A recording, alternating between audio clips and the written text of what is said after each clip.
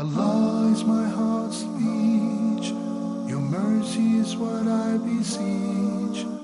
Keep in my heart your remembrance, and in your deen allow me to advance.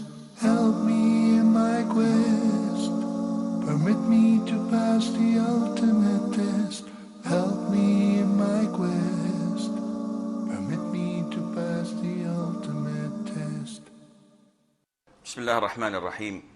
الحمد لله رب العالمين، وصلى الله وسلم وبارك على عبده ورسوله المبعوث رحمة للعالمين نبينا محمد وعلى آله وصحبه ومن اهتدى بهديه واستنى بسنته إلى يوم الدين. أما بعد. Assalamu alaikum wa rahmatullahi wa barakatuh, and welcome to this live session of Ask Huda. And before we receive your calls, it crossed my mind that a lot of the Muslims have a deficiency in their lives, and so many people may attribute this deficiency to different reasons. The way I see it, our biggest deficiency is not acknowledging the fact that we were created for, and that is, Allah Azza wa Jal says in the Quran, what translates to that I have not created the jinn and the ins, I have not created the jinn and the believer and the human beings except to worship me. So this is the sole purpose of our creation.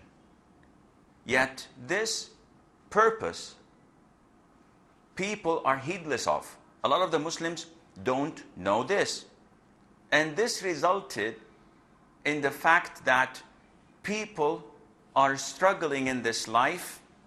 They have stress, they are depressed, they have psychological problems, and they're not ever happy because they don't know what the purpose of their creation is. Muslims, on the other hand, should not feel like this.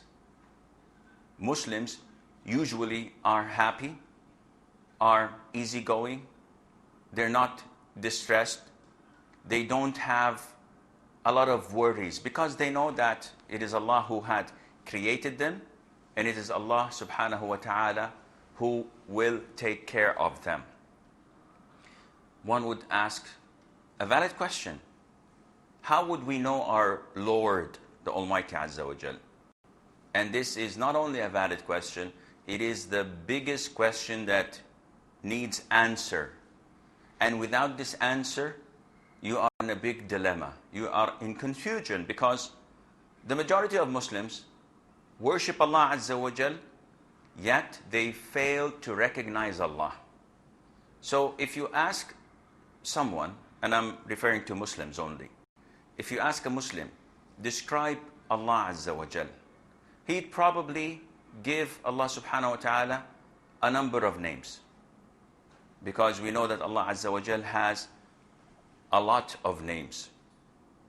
And we know of 99 names, as in the hadith, where the Prophet says, alayhi wasallam, whoever counts them, whoever calculates them, whoever understands their meaning and implement them in his life, he will enter Jannah. So ask any Muslim, how many names of Allah do you know? If he gives you 10, man, this is an achievement. Why is that? It is attributed to a number of reasons. Among them is that we are far away from the Quran, and this is why we fail to understand so many things, though we have all the answers in the Quran. Therefore, I urge my brothers and sisters to begin in learning the names of Allah Azza wa Jal, to know His beautiful attributes as described in the Quran and the Sunnah.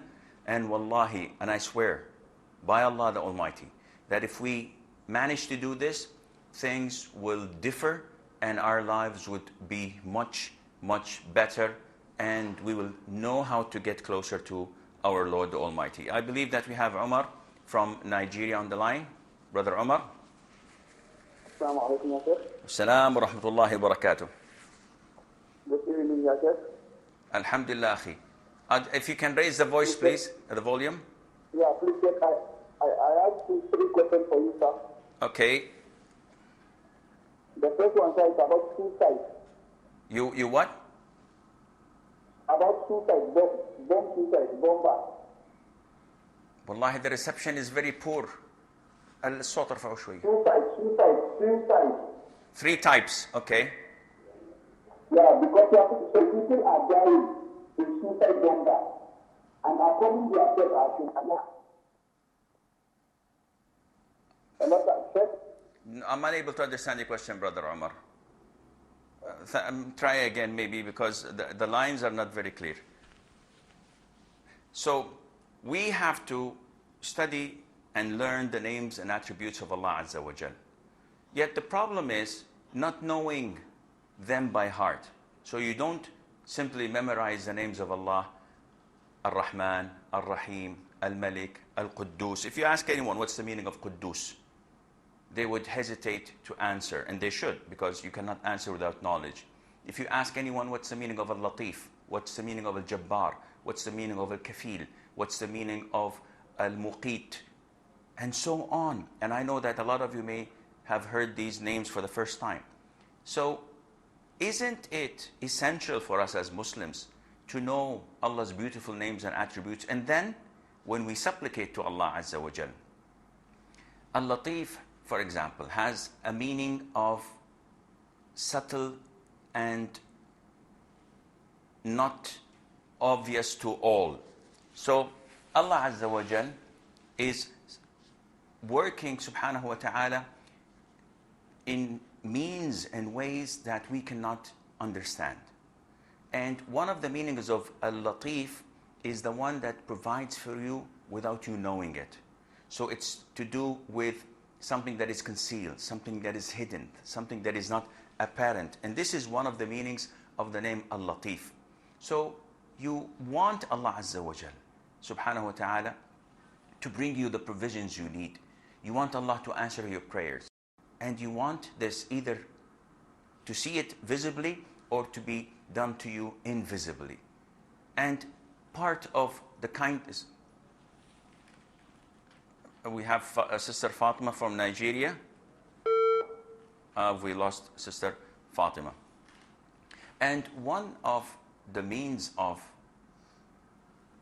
the name Al-Latif is when you see Allah's kindness that you do not feel, you do not recognize, though you know that it is there.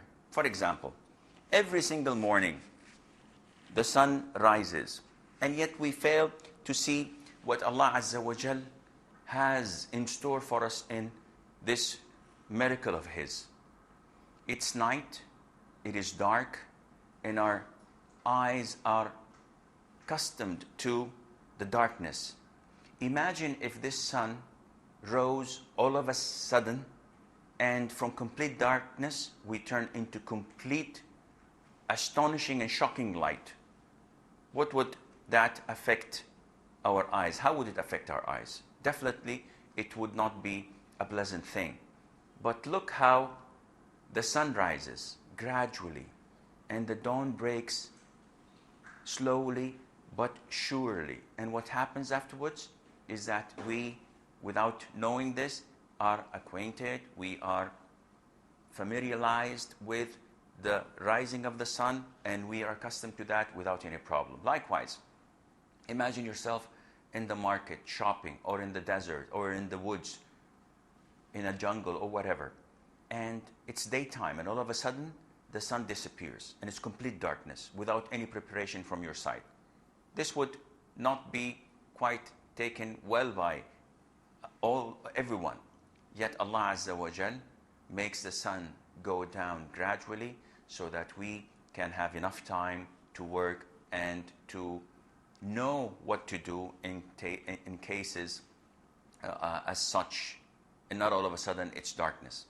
So to learn Allah's beautiful names and attributes is a part of Tawheed. You cannot be a true monistic practicing Muslim without knowing the Tawheed of the beautiful names and attributes of Allah Azza wa Jal. And is there any difference between the names and attributes? Definitely. You see, from every name, there is an attribute. but it is not the other way around. So we have names like Ar-Rahman, Ar-Rahim. What is the attribute? The attribute is Ar-Rahma, which is mercy. So mercy is the attribute, and the name is Ar-Rahman or Ar-Rahim. When we have the name As-Sami', I believe that we have Brother Umar again from Nigeria. Yes, Brother Umar. Wa alaikum assalam wa rahmatullah. Excuse me? Okay, brother, I have a problem with the audio system in the studio. I'm unable to recognize what you're saying. So please speak slowly, and so I can try my best to understand your question. Okay, I have 3 questions, I said. Okay, slowly. The first one is that about suicide. About suicide. Yes, sir. Because some people are dying in suicide bomber. Okay. And according to their sexual adult. So my question is that, what is suicide in Islam? Okay, second question. The second question is about kind of divorce. Now, Khul'. Now, a kind of divorce. Okay. Because why if a woman asks for divorce without a legitimate Islamic reason? I did not understand what you said afterwards. I understood the word khul'. Khul', I know. Okay, what is the question about it? Yeah, my question is that why if the woman asks for divorce without a legitimate Islamic reason? I'll explain khul', and inshallah this would answer your question. The third question? Okay, sir. And the third question is that? Is what? Offering Sadaqah al-Azim after recitation of Quran. Can this be a halal? Speak slowly, Akhi Umar. I did not understand a word. Hello, assalamu alaikum. I'm unable to understand you still.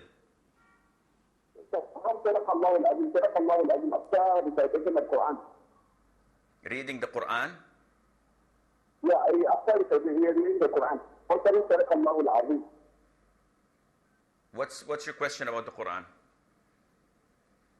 About Sadaqallahu al-Azim, after you finish the recitation of Quran. Okay, Sadaqallahu al-Azim. Okay. No. I will answer. Sadaqallahu al-Azim, is it a bid'ah or is halal? Okay, I will answer your question, inshallah. First of all, Brother Umar is asking me about the ruling of Islam regarding suicide. And suicide in Islam is a major sin. Allah Azza wa Jal has condemned it in Surah An-Nisa, and He threatened those who commit it with severe punishment in hell. And the scholars differed whether this is for eternity or not, and the most authentic opinion is that as long as he does not believe that it is halal to commit suicide, it's a major sin and he will be punished in hell until Allah Azza wa Jal wills that. But he will not stay there for eternity, because only the disbelievers will be punished in hell for eternity. The disbelievers never leave hellfire. Those who believe in Allah Azza wa Jal will be punished, if Allah wishes that they are punished, for a certain period, and then eventually they will go into paradise. Now, maybe, or I may not have heard Brother Umar asking about suicide bombers. So people think that committing suicide by blowing yourself in order to kill the enemies of Islam, or in order to attack the enemies of Islam, that this is permissible, and it's an issue of dispute. The most authentic opinion is that it is not permissible, even if you are going to fight for the cause of Allah Azza wa Jal, for the cause of Islam. Killing yourself by blowing yourself up using a bomb, or what is known as suicide bombers, this is not permissible in Islam. Why? One would ask. I am inflicting harm and injury at the side of the enemy. I'm killing people for the cause of Allah, as they're killing our sons and daughters and women and people. They are making atrocities. So what's wrong in blowing myself up?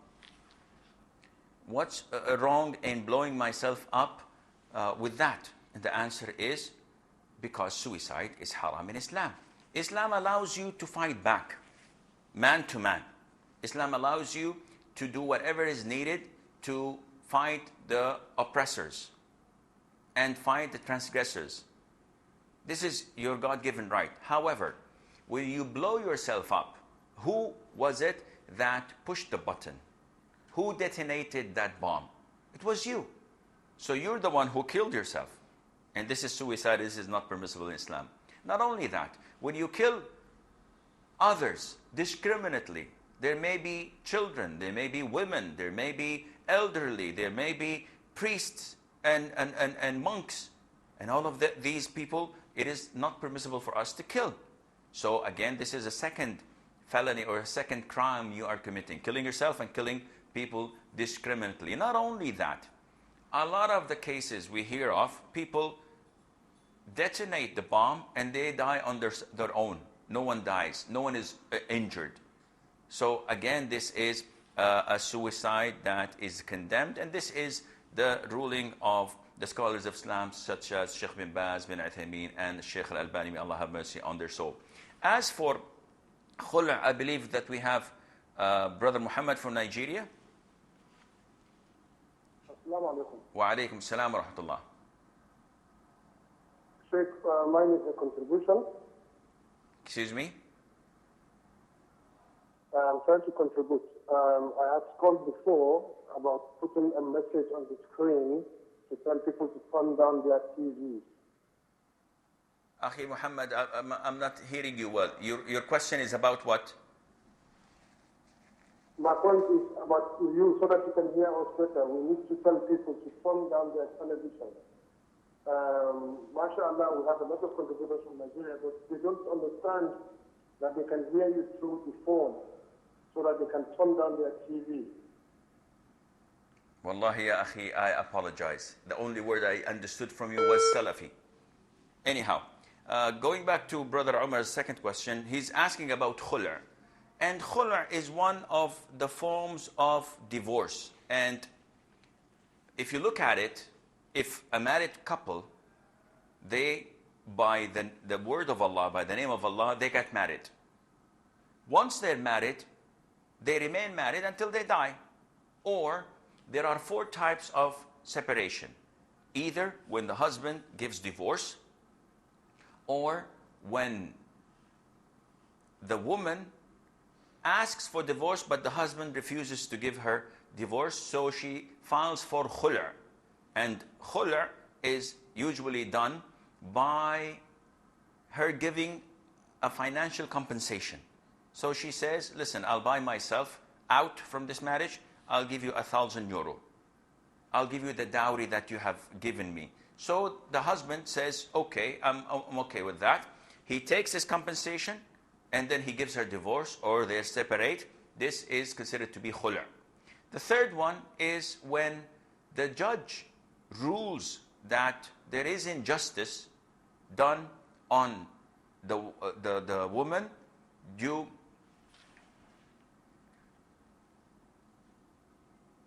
to some wrong actions from the husband or mistreatment, so he rules separation. We take a call from Abdul Wajid from Dubai. Brother Abdul Wajid. Assalamu alaikum wa rahmatullahi wa barakatuh. Brother Abdul Wajid, are you there? Yes, assalamu alaikum. Assalamu alaikum. No, apparently he's not. Okay, so these are the kind of separation that are to be done between the spouses whenever this is needed. Of course, if one of them, there is a fourth one, and that is that the marriage contract by itself is dissolved. And that is when one of the spouses, for example, commits an act of apostasy and he leaves Islam completely. So there is no need for a divorce here because the marriage was nullified. Or we discover after the marriage was consummated, we discover that they are not supposed to be married, as if in the case that they are brothers and sisters by suckling, and we did not know that except after the marriage was consummated, again, the separation takes place. Abdul Wajid from Dubai. Hello. Brother Abdul Wajid. Assalamu alaikum. Hello. Assalamu alaikum. Alaykum assalam. Can you raise your voice a bit, akhi? Yes. Hello. Is it clear now? I know Dubai is a little bit far away from us, but Hello. yes, I can hear you now. Yeah. I have two questions, Sheikh. Yes? Hello. Yes, bro. Yeah. First question is, am I allowed in Islam to exchange gold jewelry for old gold and I get new gold? So, is it the same weight? Jewelry. Gold jewelry. Old gold with a new gold. Yes. Okay. And the second question? Second question, am I allowed, as per our Islamic principles, to name a new house which I'm going to construct in India? To do what with the house? To name the house, like Dar es Salaam or Bait Allah or something like that. Name the house. I didn't understand your question. You want to buy a house in India or construct it. What do you do there? Give a name for identification. A Wallahi, name to the house. the sound system in the studio is lousy. And I apologize, but I'm unable to understand. Okay, we have a short break, and inshallah things would maybe progress, maybe deteriorate. So stay tuned, inshallah. We'll be right back.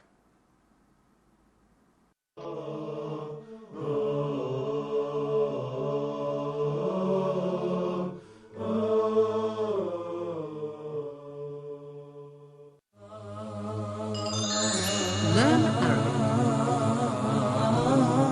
As everyone knows, today Arabic is considered as very important, very significant language.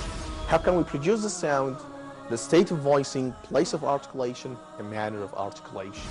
So in Arabic, the words which are written are pronounced. We will learn how to write and pronounce Arabic letters correctly in depth. Explanation via board and presentation with many other important factors. And we have today more than 300 million people speak Arabic language. Not only in the Middle East, but you can find a lot of people speak Arabic language in Asia, Europe, North America, and in South America. What are you waiting for? Grab your notebook and pencil and stay tuned for Learn Arabic at Huda TV.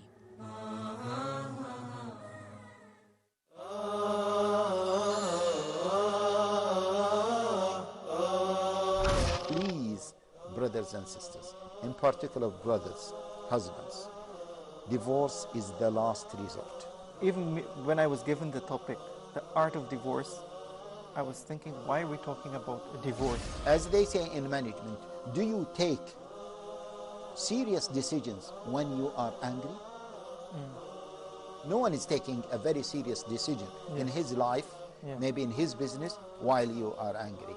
A divorce happened every 6 minutes. We are not talking about enjoying the divorce, but we are talking about certain steps to be followed in order to avoid divorce or minimize the possibility of divorce or minimize the consequences of divorce. Any divorce taking place have many ill effects. So we would like to minimize those ill effects.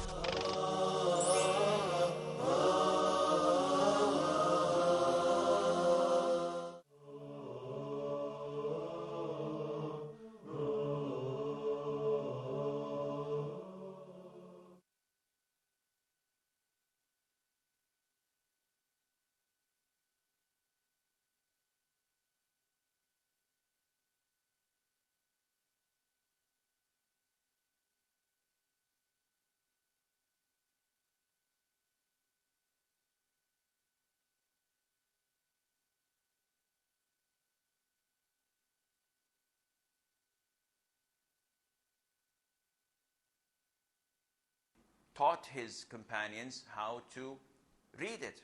And never once it was reported to us that he said, after finishing the recitation of the Quran, Sadaqallah al-Azim. Therefore, we know that if the Prophet did not do it, the companions did not do it, then this is an innovation and that we should try our level best to avoid. Actually, we should not try. We should avoid it permanently. Abdul Wajid had two questions. Apparently, I could hear only or understand only one. He's asking, what's the ruling on buying new gold with old gold? And the answer is, if the weight is different, it is forbidden. So if you buy 18 karat of gold, you have to buy 100 grams, you have to buy 100 grams of 18 karat gold as well. And whether it's old or new does not make any difference. The Prophet said, alayhi salatu, when he mentioned the 6 types of items that riba can be included in their transactions, he said gold by gold, silver by silver, and he went on to mention them. And then he said, if these are to be sold, they have to be hand by hand, and they have to be equal in weight. So if I'd like to sell 100 grams of gold, it has to be with 100 grams of gold. Now, definitely no one would sell new gold with the same weight of old gold, because there has to be a difference of price. Well, if there is a difference of price, the only legitimate and permissible way that can be done is as follows. You sell your old gold, and the man gives you cash in your hand for that gold, and you have the option to go out and buy it somewhere else, or to buy new gold from the same person. Once the first transaction takes place, I've got my money in my pocket, in my wallet, and no one can force me to buy anything else. If this is the case, then the transaction is halal.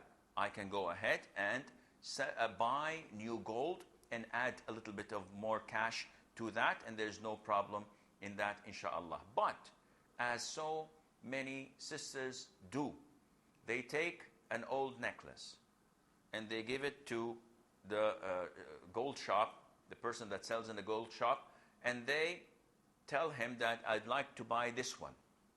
And he weighs it to them and he says, well, you have to give me 1,000 or 2,000 riyals or dirhams or dinar more. And they do that. They gave the old gold with the cash difference, and they take the new gold. This is completely haram, and it is a part of the riba.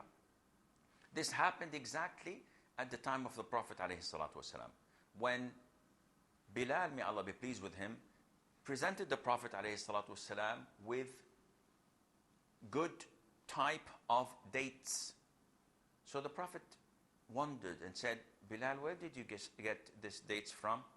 And Bilal said, I had 2 sa' or 2 measurements of not so good dates. So I exchanged that with 1 measurement of this good date. The Prophet said, oh, and he was in pain. It's an expression that you say when something bad happened. And he said, this is exactly the riba that Allah Azza wa Jal has forbidden. What you should have done was, you should have done sold the 2 kilograms or the 2 sa' or the 2 mud of dates, cash the money, and then buy the new sa' or kilogram of good dates with your cash. But exchanging dates like this, and it is part of the 6 types of riba, this is not permissible at all, and it is kind of riba. As for the second question, I apologize for Brother Abdul Wajid. Maybe if he tries to call again, I'll be, inshallah, more fortunate in hearing his question. In regard to issues dealing with riba, unfortunately, a lot of the Muslims fall nowadays in riba big time. And there are some Islamic institutions that may camouflage these interest-based loans with Islamic fatwas. Some of the Islamic fatwas are legit, but a lot of them are not. And unfortunately, even these banks may have an auditing department that goes and ensures that these Islamic fatwas are implemented in every single department. Other banks don't have this. They just get the fatwa and that is it. So they use the fatwa with the name of the scholars to deceive the people that the transactions of the bank are legitimate when they are not, because no one is monitoring whether it is being implemented or not. One of the greatest ways of deceiving people is when you go to the bank and Brother Muhammad from Nigeria. Assalamu alaikum wa rahmatullah. Wa alaikum salam wa rahmatullah wa barakatuh, akhi. I have two questions, or rather three, Sheikh. Okay. Number one is regarding your name, which I feel is Al-Hakim is one of Allah's attributes. Very so good. How are you going to explain that to me, Al-Hakim, which is Allah's attribute? Very good. And number two, is it permissible for a woman to lead women in Jama'ah, her fellow women in Jama'ah, in Salat? Is it permissible for her to be the Imam? Okay, very good. In these 5 daily prayers. And number three is this ayat from the Holy Quran that Allah says, وَآخِرُ الدَّعْوَى وَالْحَمْدُ لِلَّهِ رَبِّ الْعَالَمِينَ. What is the meaning of that? And in which surah can I get that particular verse? Okay. Is it clear, sir? Yes, I got all your questions loud and clear. Jazakallah khair, akhi. Brother Muhammad has 3 valid questions, and I'll try my best to answer them to the best of my knowledge. The first question regarding my name, and he's saying that we know that Al-Hakim is one of Allah's beautiful names.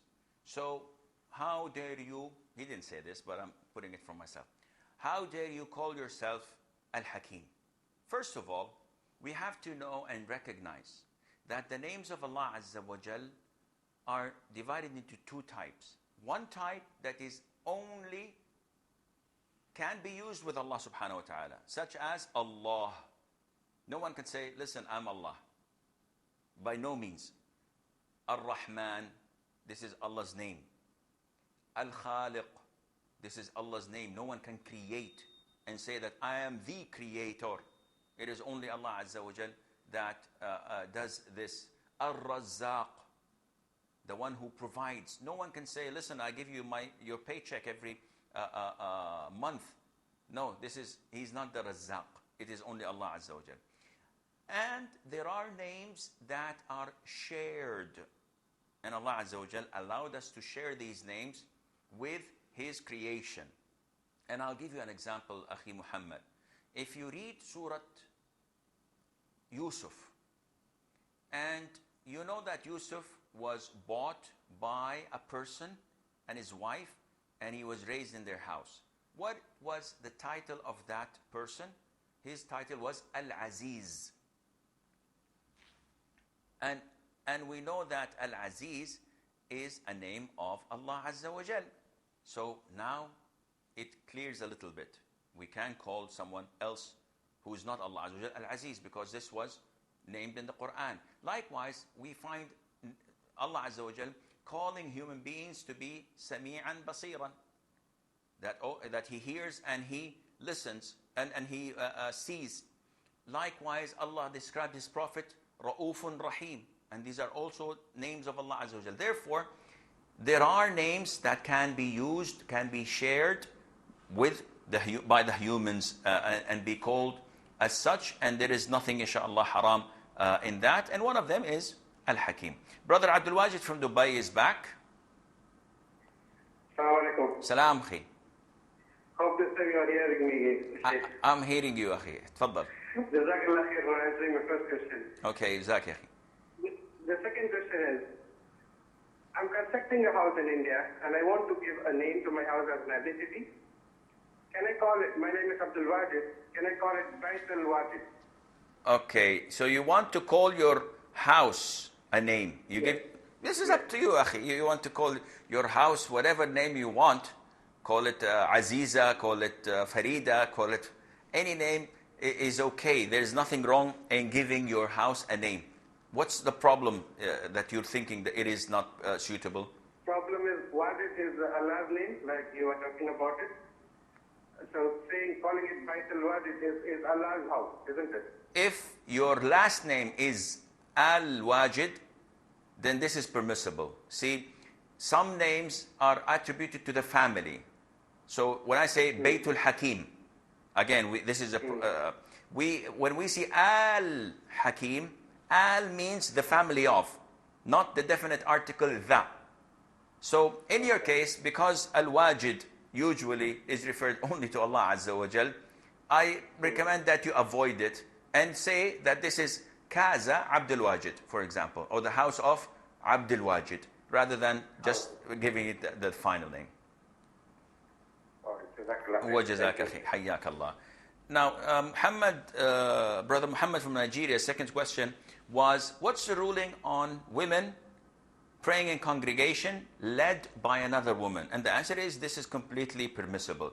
There is nothing wrong in that, providing that there is no non-mahram is able to hear them or to see them. So if women are gathering and it's time for Maghrib and one of them leads them in prayer, this is okay, this is permissible. Yet, it is not mandatory. So if a sister or two says, listen, we're going to pray on our own, there's nothing wrong in that, because it's not mandatory for them to pray in congregation. If they wish to do this, this is no problem, inshallah. Brother Muhammad also commented on the verse, وَآخِرُ دَعْوَاهُمْ أَنِ الْحَمْدُ لِلَّهِ رَبِّ الْعَالَمِينَ. This is, if I recall correctly, and I'm always hesitant in answering questions related to the interpretation of the Quran, because it's a serious issue and one cannot just talk about it. But if I recall correctly, that this is the conclusion of whatever they say and do in paradise. So this is not referring definitely to when you end reciting the Quran. And Alhamdulillahi Rabbil Alameen is always in the beginning, in the middle, and in the end. And when you recognize Allah's blessing, especially for those who are in paradise, when you recognize Allah's favors on you, and you start to supplicate, and Allah Azza wa Jal, as in the hadith, the Prophet tells us Sallallahu Alaihi Wasallam that there is no actual prayer in Jannah, but they are given the tasbih as they breathe. So all what they do is say Subhanallah, they praise Allah Azza wa Jal as if they're breathing. It comes naturally, and definitely they would praise Allah Azza wa Jal and say Alhamdulillah Rabbil Alameen as a conclusion. Allah knows best. Brother Harun from Kuwait. Yes, Sheikh, now you told regarding the buying gold. And if I want to buy a car, normally they used to trade it. Is it allowed? Okay, any more questions? No, the other thing is, if I earn 1,000 KD, do I have to share with my children all like 250, 250 or something if I have for... I didn't get the second question. No, if I am earning an amount like 1,000 KD and I have 4 kids, do I have to share all this money, sir, exactly? To share your money with your children? Yeah, the salary. I didn't. Why would you share your money with the children? Is it there, right? No, you're okay. I'll answer you generally, and then maybe you'll find the answer there, inshallah. Brother, Brother Harun has a valid question. He says, you're saying that gold to be exchanged with gold is forbidden, and it's riba. So what about exchanging cars, swapping cars, trading cars? I drive my car and I trade it in for a new car and I add some money. Is this permissible or not? The answer is yes. This is permissible because there are 6 items that the Prophet told us about, alayhi salatu wasalam, that we should avoid selling in difference of weight. We have to sell it on the spot, give and take, It's not good that I give and I'll take after half an hour. It has to be in the same gathering, and it has to be the same weight or the same measurement used in the transaction. And these are the gold, silver, the barley, the grain, which is the wheat, the dates, and the salt. These things we have to, it is a must that we exchange exactly. But anything else is permissible. So if I take my 2008 car and I trade it in for a 2012 and I add a lot of money on top of that, this is completely permissible. If I have a house and I trade it in for a bigger house or a smaller house and I take the difference, this again is permissible, inshallah. Regarding Brother Harun's question that he earns, for example, he's from Kuwait, so let's assume that he's earning 1,000 dinar. Must he divide it between his 4 kids equally? I could not understand the question, because it's one of the 2 cases. Either you are the bread earner and you are the one who provides for the family. And in this case, your responsibility lies where you can provide for your family. In the sense that you work, you get money, you buy food, you put it on the table, you pay for the rent. If they need to go to the doctor, you pay for that, etc. So maybe one of the kids needs more than the other, in the sense that one is in university and the other is in primary school.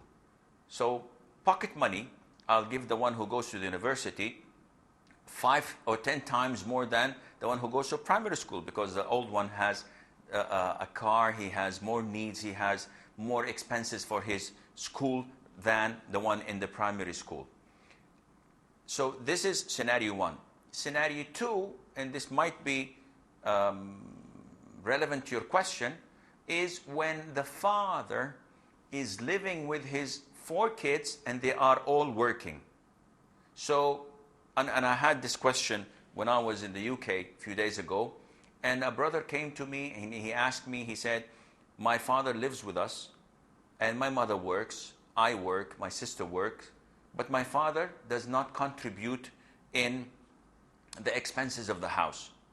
So is it permissible for me to ask for such expenses? So it appears to me that in some countries, they feel that the father, though they're rich, their father has to spend money over them, or at least divide his income so that he can live with them. And this is outrageous. And I hope, inshallah, Harun is not referring to this scenario. It is outrageous for the children to demand money and contribution from their father or from their mother when they're living with them, and they don't need this. So even if I'm working, even if I have a huge salary, and my children also work and they have more than their needing, more than what they need, they have enough money, it is shameful for them to come and say, listen, we want you to contribute in paying the electricity bill or the phone or the water or the heating or the rent because you're living with us, so and you have to contribute. It's shameful. This can only be accepted if the children seriously don't have enough money and the money they make is barely enough for them to maintain their living.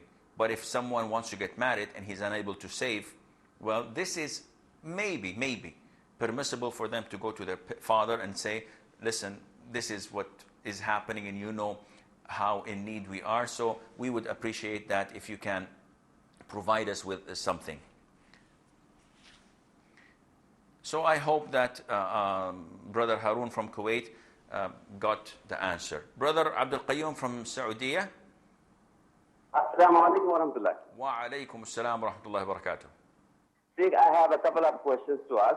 Okay. First one, I went to Makkah to perform Umrah, but I could not complete it for some reasons. What is the reason? And I did only tawaf. Okay. So what's the ruling regarding this? And you went back, you did not complete your Umrah at all? Yeah, please. Yeah, and I didn't know that if I do not complete it, then I have to give them or whatsoever. So totally in ignorance. Okay. Second question. And the second one is it okay to do istikhara for many things? This 2 rakah nafal salah. Okay. Any more questions? Thank you very much. Jazakumullah khair. I have one addition, Brother Abdul Qayyum. Well, he's gone. So I have to explain this the hard way. Brother Abdul Qayyum had 2 questions. The first one is that he began offering Umrah and then he interrupted it for one reason or the other out of ignorance and did not complete it. So he's asking, what is the ruling on that? The ruling is, Akhi, you are still in your ihram. What? You are still in the state of ihram because you did not complete your umrah. Sheikh, that was 2 years ago. You are still in your ihram now. So you have to wear your ihram and go complete your umrah. And whatever you've done out of ignorance throughout these 2 years, Allah will forgive you because it's out of ignorance. Sheikh, isn't it enough to slaughter a sheep? The answer is no. When Allah Azza wa Jal said in the Quran that you have to complete the Hajj and the Umrah for the sake of Allah Azza wa Jal. Meaning that once I wear my ihram tire and I say, Labbaik Allahumma Umrah. Now I am in the state of ihram. I cannot leave that state of ihram unless I finish it or I'm blocked and prevented from doing it or finishing it. As in the case of the Prophet ﷺ when he came from Medina to Al-Hudaybiyah, and he was blocked by the pagans, and they told him, go back and come the following year. So he was in the state of ihram, his companions were in the state of ihram. This prevention is called ihsar. So in the case that you're prevented either by the local authorities or by an illness that prevented you completely from completing your umrah, and you were forced to fly back home or back to wherever you are residing, in this case, if you're prevented, you cannot go for a day or two and then afterwards, inshallah, make up for it. No, you're prevented, that you're unable to come back for months or so. In this case, you can consider yourself as in the state of ihsar. Otherwise, you are still in the state of ihram. Of course, unless you made a condition before making ihram by saying, Labbaik Allahumma Umrah, and in case I'm unable to complete it, then I can get back to my state of halal, not being in the state of ihram, whenever this happens. But I think you did not say it, so therefore you have to go back and continue or complete your Umrah immediately. We have Brother Khurshid from the Emirates. Assalamualaikum. Yeah, Sheikh, I want to ask you one question. Is it authentic to read Surah in this country? Your line is breaking. Is it what? Reading the Surah Yusuf. You're calling me from your mobile, Akhi. You're calling me from the mobile. Call again, inshallah, because your line is breaking badly. Brother Abdul Qayyum asked also about the ruling on offering istikhara for more than one thing. So he's saying, what's the ruling on praying 2 rak'ahs and then asking Allah Azza wa Jal and supplicating the dua that we all know, Allahumma inni astakhiruka bi'ilmika wa astaqdiruka biqudratik. And then when I come to the subject at hand, I would say that if buying a new car and marrying a new wife and taking my kids to a different school and changing my career and hiring a new driver, good for me in this life and the hereafter and so on, so make it happen. Akhi, this is not acceptable. And not only that, this shows that your intention for seeking istikhara is not sincere. Are we that lazy to offer 2 rak'ahs for every single thing that we want? We just want to make a wholesale instead of wasting half an hour. We want to do this. No, this is not permissible. We have to make an istikhara prayer for each and every topic. Sister Hannah from Emirates. Yes, Sister Hannah. Hello, Assalamu alaikum, Sheikh. Wa alaikum assalam wa rahmatullah. I just want to ask you about the person who is affected with the magic or black magic. What he has to do or what she has to do. Okay. Because I feel I am affected with this kind of evil things. What are the signs? Besides, I want to ask another thing about Aqiqah. I have one boy and two girls, and I didn't do for them Aqiqah till now. I mean, so you can explain that? This. Thank you, sir. Okay. Well, how do you know that you have a spell on you? How do you know that you have black magic? Because something move on me in my body, and I hear voices when I go to sleep. I hear voices, and I see bad dreams. Okay. And I from Google I search all the things which I found. It's same like me, the symptoms of these things. And I called a sheikh. He told me you have mas.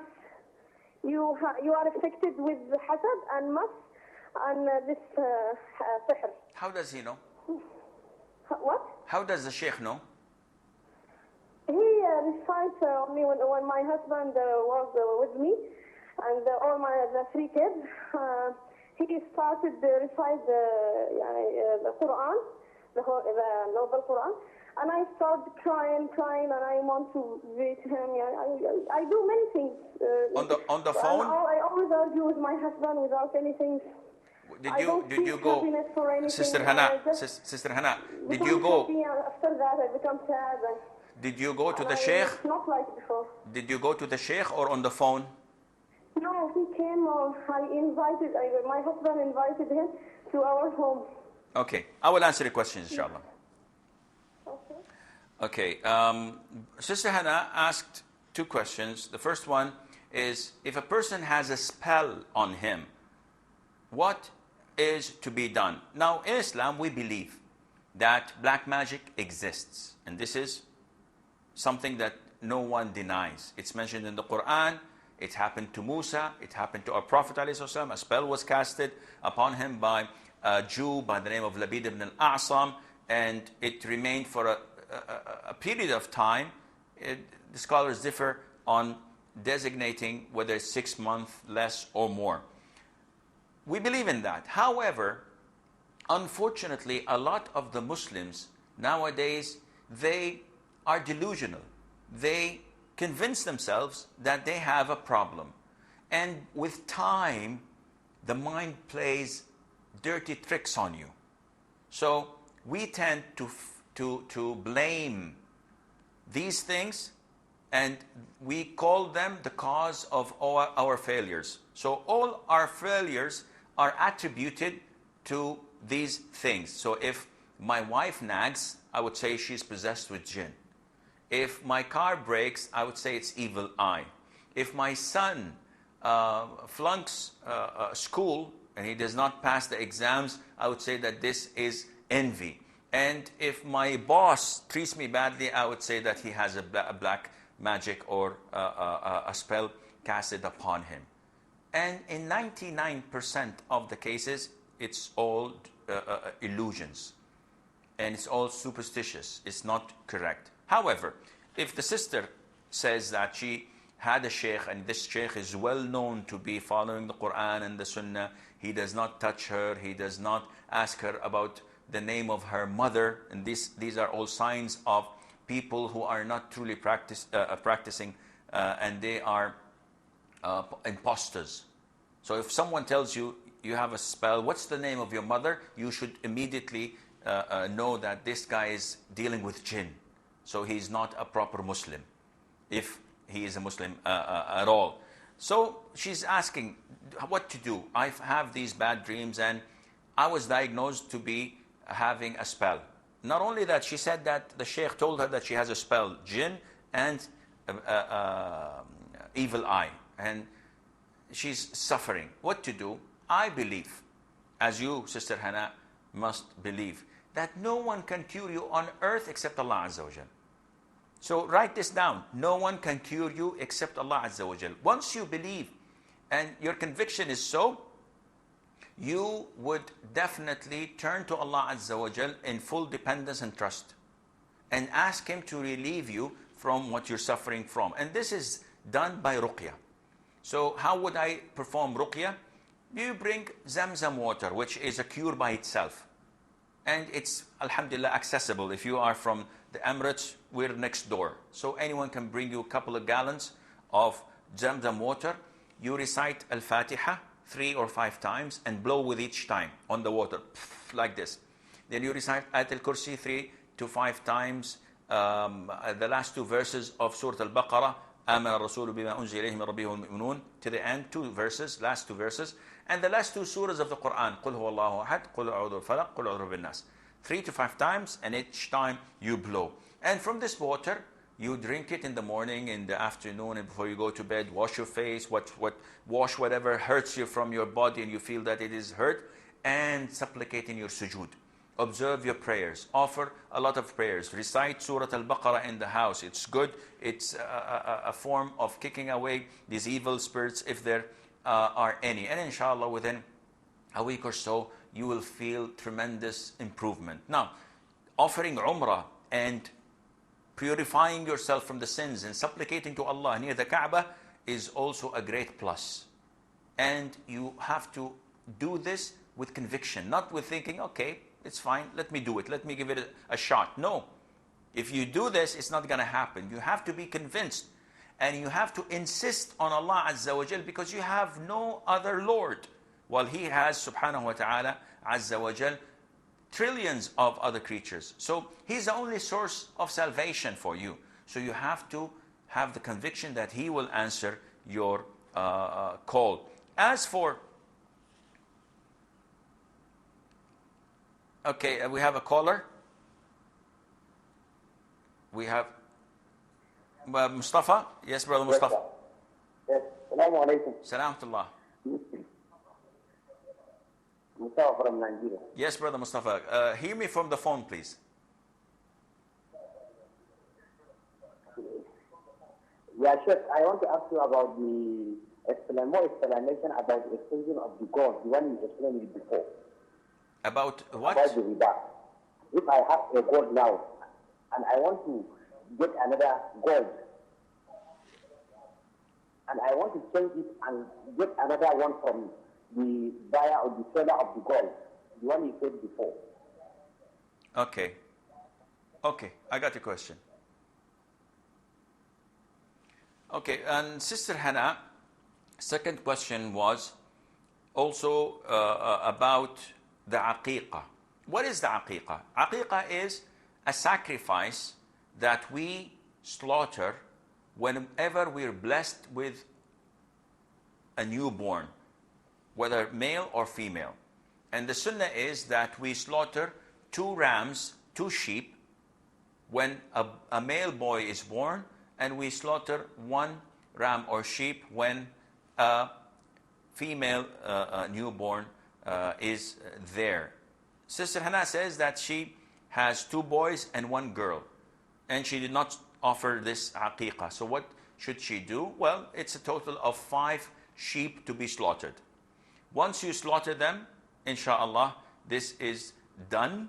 What to do with the meat? You have all the right to distribute one of the sheep and keep the 4. Invite your friends and relatives for a walima, for a feast, and they will eat from it. Distribute all of it to the poor.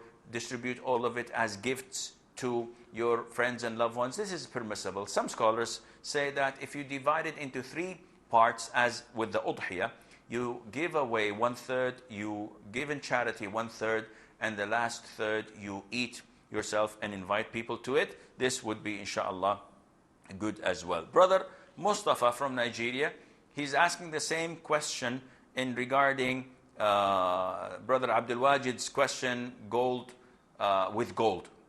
And I think I've explained this before, but I'll explain it again, as I believe that this might be the last question in tonight's episode. You are not allowed to sell gold with gold. So I go to the shop and I say to the brother, Akhi, this is gold. Give me that gold on the shelf, and I take it and I leave. This is not permissible. The only time it is permissible is when the gold is equal in weight and in caliber. So if I have 100 grams of gold, that is 18 caliber, and I go and buy something that is 100 grams of gold, 18 caliber, 18 carat, I can exchange this. But if it's a carat, less or more, if it is less than the weight I have, this is not permissible. If it is not in the same situation, so I come to him and say, listen, this is 100 grams of gold, I need 100 grams of something else, and he says that, okay, come after half an hour, and I leave it with him, this is haram. It has to be spontaneous. Take and give. And I hope that this answers your question. I'm afraid that this is all the time we have. Until we meet next time, في أمان الله والسلام عليكم ورحمة الله وبركاته. My heart's speech, your mercy is what I beseech. Keep in my heart your